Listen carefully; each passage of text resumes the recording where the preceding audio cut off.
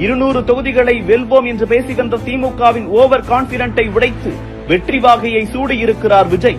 இந்த தேர்தலில் மற்றும் ஒரு சுவாரஸ்யம், தாவேகா சார்பாக போட்டியிட்டவர்களில் பெரும்பாலானவர்கள் இளைஞர்கள், நேரடி அரசியலில் இறங்கி தேர்தலை சந்திக்காதவர்கள்.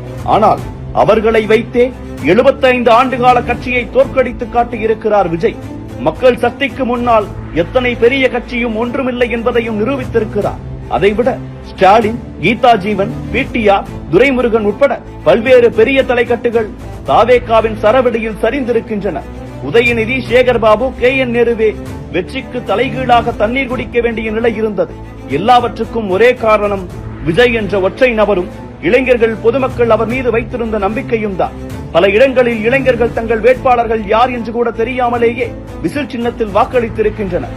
விஜய் வந்தால் நல்லது செய்வார், பெண்களுக்கு பாதுகாப்பு இருக்கும் என்பதுதான் அவர்களுக்கு இருக்கும் நம்பிக்கை. விஜய் பெற்றிருக்கும் இந்த வெற்றி இந்தியா முழுமைக்கும் பலருக்கு புது உத்வேகத்தை கொடுத்திருக்கும்.